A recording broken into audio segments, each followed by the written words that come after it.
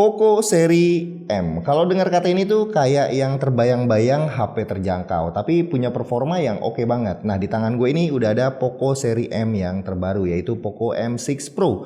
Jadi nggak usah lama-lama lagi, ini dia reviewnya.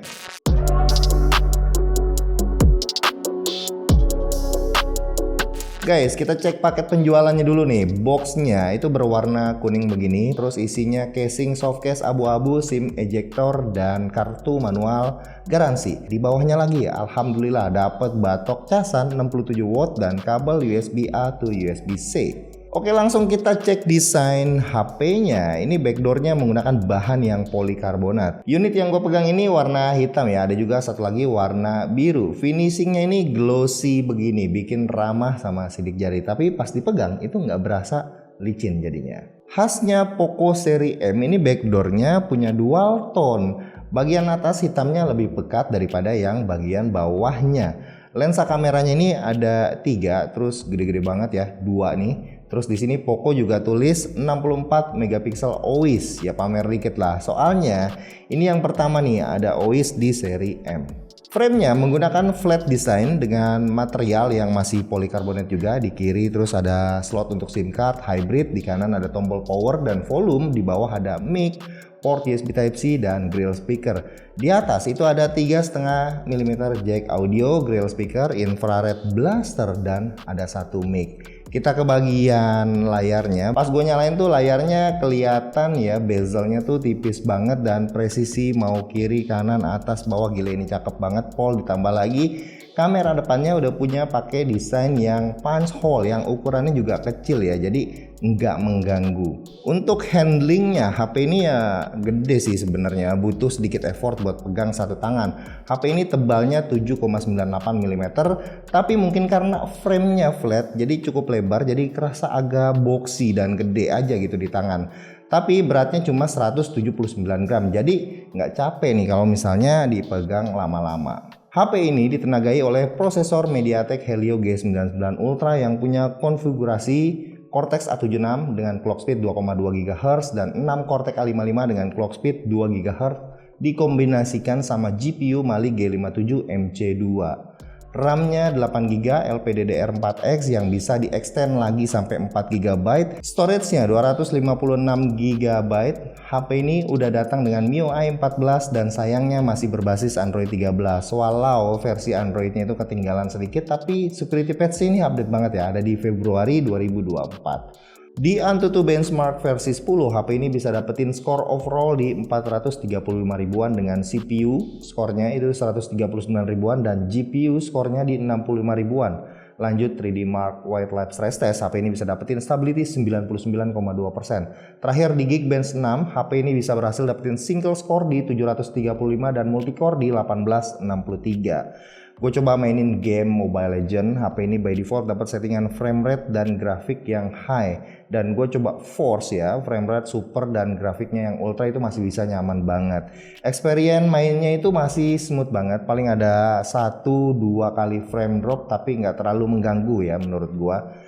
Lanjut kita tes Pokemon Unite, gua juga force settingannya di grafik yang highest dan frame rate-nya yang high.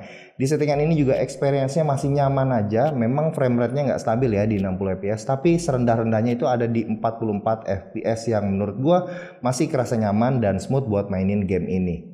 Nah, lanjut kita bahas bagian layarnya. HP ini menggunakan panel Flow AMOLED 6,67 inci dengan resolusi yang Full HD Plus 1080x2400 pixel dengan refresh rate itu 120 Hz, rasio kontras 5 juta banding 1, peak touch sampling rate-nya itu 2160 Hz dan sudah dilapisi sama Corning Gorilla Glass 5. Kayak yang gue bilang di awal ya, yang pertama gue notice tuh pasti bezelnya. Bezelnya ini tipis banget dan presisi semua. Bukan cuma itu, gambar yang dihasilkan itu cakep.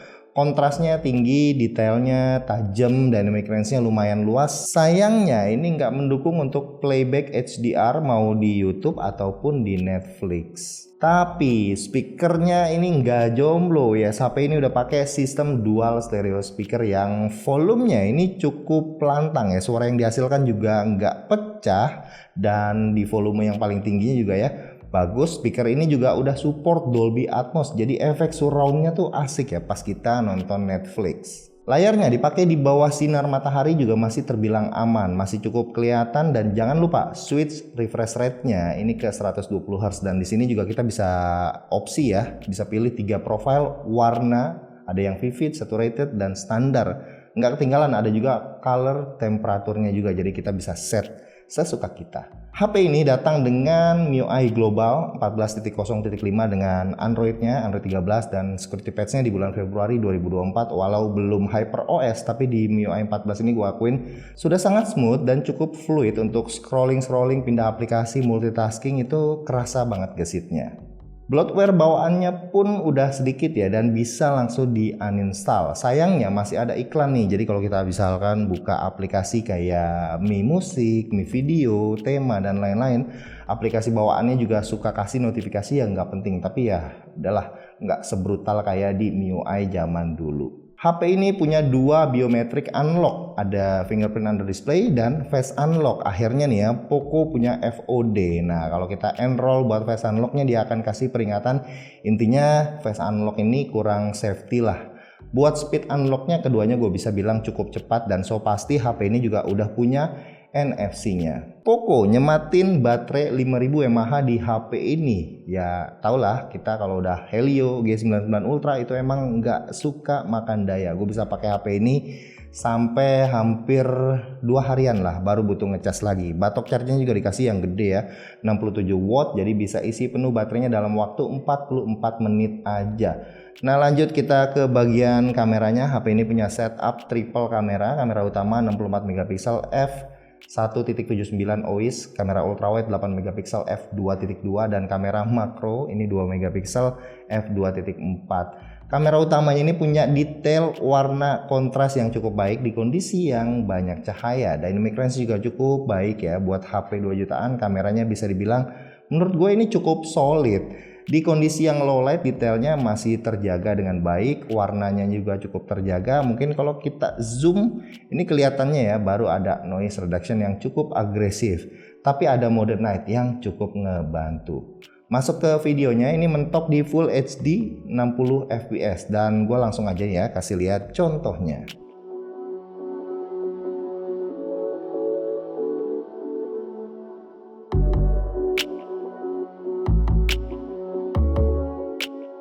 Untuk kamera ultra wide-nya kelihatan ya kualitasnya tuh agak jomplang dibanding dengan kamera utamanya.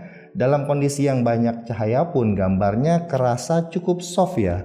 Pas kondisi yang low light ini kerasa banget detailnya tuh terlihat soft karena noise reduction-nya agresif banget di HP ini. Video kamera ultra wide-nya juga mentok di Full HD 30 fps, dan langsung aja ini dia contohnya.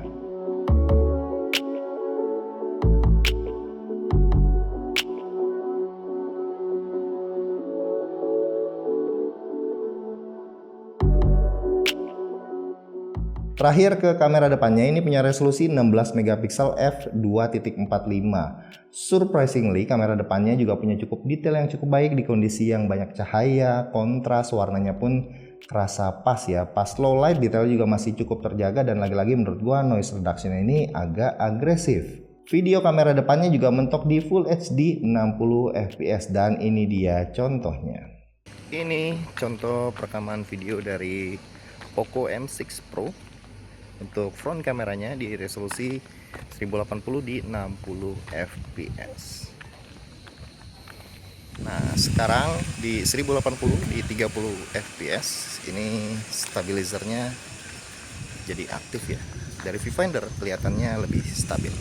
Kesimpulannya, buat harga 2 jutaan, Poco M6 Pro ini salah satu pilihan yang solid ya. Dia bisa kasih overall spek yang oke banget. Buat main game itu, game-game yang mainstream udah cukup banget. Kameranya juga bisa dibilang cakep lah untuk kelas 2 jutaan, dan udah pakai OIS lagi. Selain itu, fitur-fiturnya juga lengkap banget, bisa menuhin semua kebutuhan kita. Ada infrared blaster, NFC, dual speaker, dan masih banyak lagi. Oke, jadi segitu aja buat yang udah nontonin, makasih banget. Jangan lupa untuk share video ini ke teman-teman kalian, terus kasih jempolnya, dan banyak berdoa supaya HP-nya nggak goib. Amin.